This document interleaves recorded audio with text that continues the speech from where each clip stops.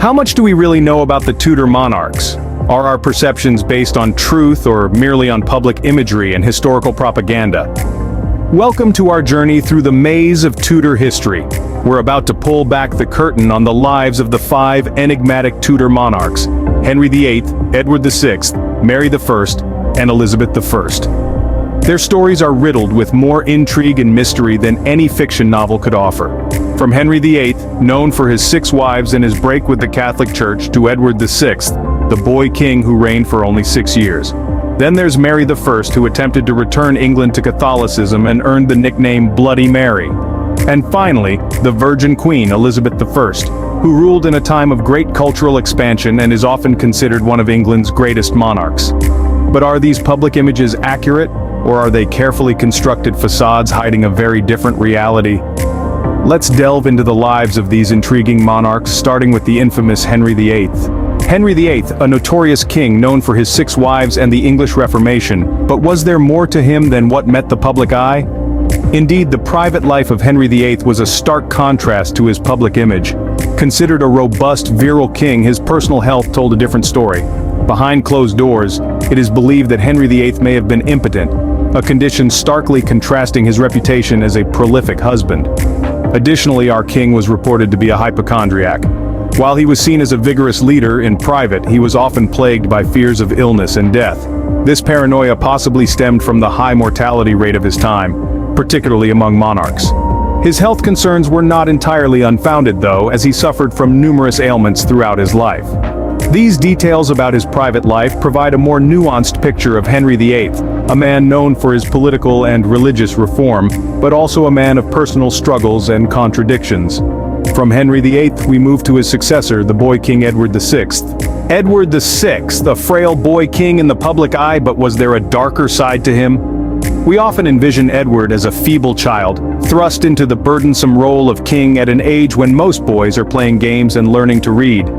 Yet beneath this delicate exterior there was an unmistakable display of tyrannical tendencies. Despite his young age and frail health, Edward exhibited a determined will and an ironclad resolve that belied his tender years. He was not simply the puppet of his advisors, as many have suggested, but a potent force in his own right. The boy king, it seems, had a penchant for power and was not afraid to wield it. These tyrannical tendencies starkly contrast his public image of a weak and sickly king, making us question the true nature of this young monarch. Was he a victim of his circumstances, or was he a budding tyrant, his reign cut short by his untimely death? The truth, as always, probably lies somewhere in between. From Edward VI, we journey to the reign of Mary I. Mary I, known as Bloody Mary for her religious persecutions, but was her private life as severe as her public image? Well, it appears that the answer is a resounding no. Behind the stern, unyielding facade of England's first queen regnant, Mary I was a woman of surprising contradictions. Far from the somber and severe image we often associate with her, Mary had a fondness for fun and games, quite literally. She was known to enjoy gambling, a pastime not typically associated with the stern, devout monarch we often imagine.